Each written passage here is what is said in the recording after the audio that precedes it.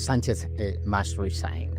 The majority of Spaniards fear that we will never know. So coming back down to very much more mundane matters, as it were, but very important ones. As we record this on a Tuesday, yesterday saw an enormous power outage right across Spain, Portugal, and parts of southern France. Lots of commentators said that the outage was so severe that it even at one point kind of threatened power right across the EU in some respects. It's a little bit too early maybe to say exactly what caused it, although lots of people have speculated that it had a lot to do with the way in which renewables have been added to the energy system, especially in Spain and Portugal, which has left lots of there's not very much redundancy in the system, to put it in a sentence. But Jorge, you must have been receiving messages about what's going on in Spain. What do you think happened? What do you think caused it? One idea. Sanchez must resign. This is the question. This is the idea. This is the because they have changed all our electric system. In Spain, for years, we have dismantled the nuclear plants. We have demolished the thermal power plants, and we have created an energy mix depending on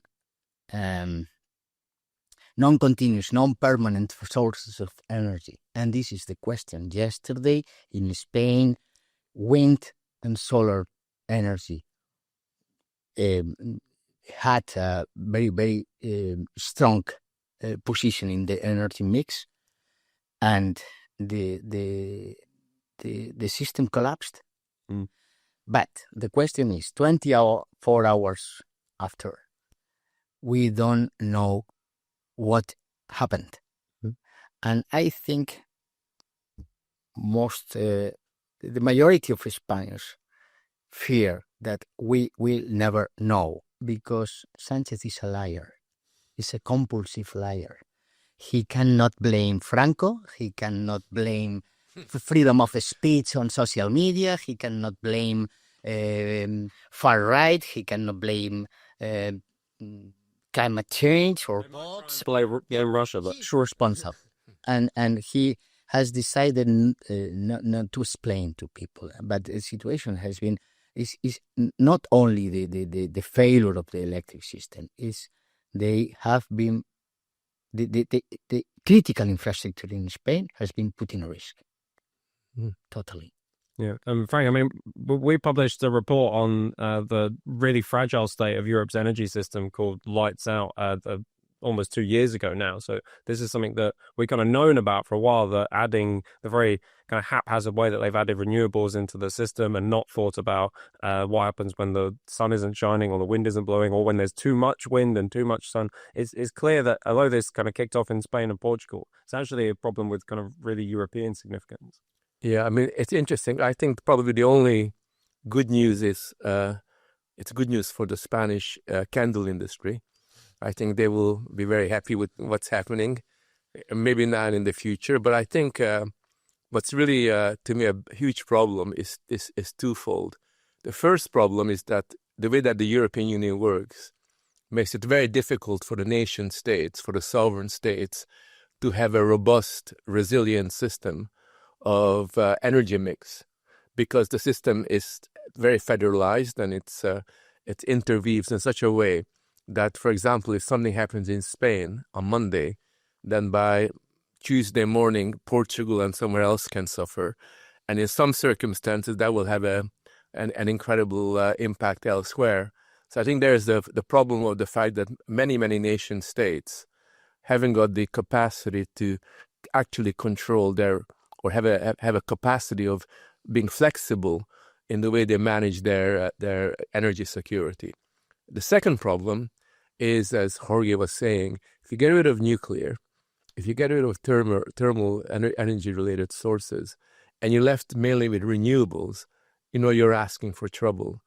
And you're not just asking for trouble, but you create a situation where a nation like Spain can go back into the 19th century, where if this energy problem continues, and particularly the digital dynamic is destroyed or suspended, cannot work, you could now confronted with the fact that society is forced to almost operate like a 19th century pre-technology kind of society, because our technology is so much based upon energy inputs and energy sources.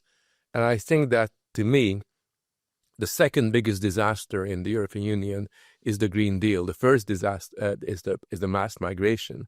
But the Green Deal, people joke about it. They think this is it's very, very funny. It's okay. It's a bit kind of hippie-ish and everything else. But actually, the Green Deal represents going backwards, going back to a state of social and economic life, which undermines people's lives and economic security. And I think in Spain we see the future of the Green Deal. Yeah, in Hawaii, it was a kind of rich example. People talk about European decline, and this was a rich example. Absolutely. Yesterday, the economic damage for companies yesterday is not. We are not able to value how many money. And today, today's or one day after, the big companies, the electro-intensives in electricity are stopped, because the system is not working now. It's only working for homes, but not for industry. Maybe 2-3 days to restore all our economy. And they prefer the poverty, they prefer insecurity. This is the Green Deal. This is clear. It's the climate change fanatics. This is the problem. Now, Teresa Rivera was the minister in Spain that created this system. And now Teresa Rivera is vice president in the European Commission. This is the first aid to Ursula is Teresa Rivera. And this is the future for all the European countries. And we are now looking in Germany. The EPP has decided to deal with, to make an agreement with Socialist Party and to dismantle the nuclear plants. This is a disaster for our economy. Crazy. Yeah, it's not the tariffs about Trump. No, it's not the tariffs. Yeah. And Frank, this point that Jorge made about the kind of lack of official diagnosis of the problem seems really opposite. In Politico's playbook this morning, they had a huge section on the power cut, but almost no analysis of what happened. They said kind of vaguely that it might be to do with oscillations. They kind of hinted that, or maybe it was a cyber attack. They would just stop short of saying it was probably Russia who was sabotage or something. But there's no...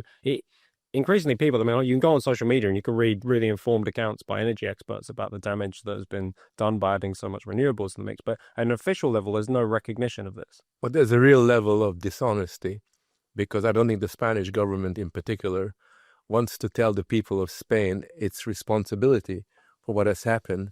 And therefore, they are basically trying to deflect attention from the real problems.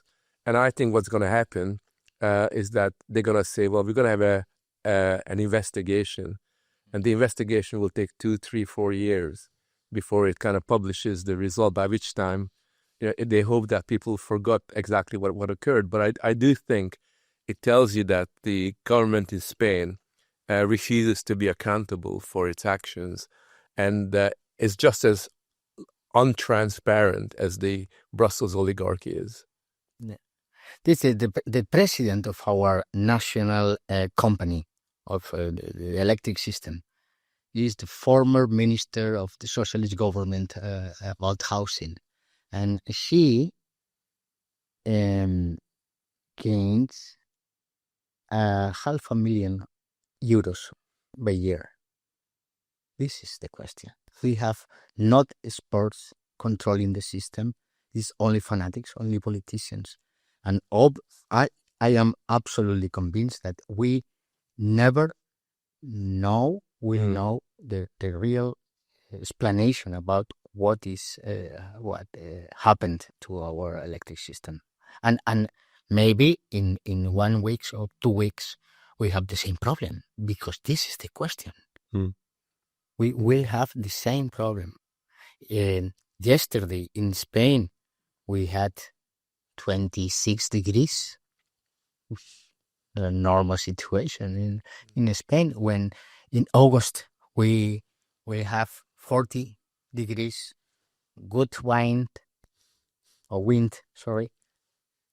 The system will crash another time. Yeah. It's not Russia, it's not Morocco. They are provoking these opinions in social media, but it's our government that is pushing these ideas. Yeah, and I think you can read. I mean, there's plenty of reports that lots of other European countries as well have very similarly precarious energy situations. So this week it's Spain and Portugal. It could be somewhere else next week. So there's something that they really have to get a handle on.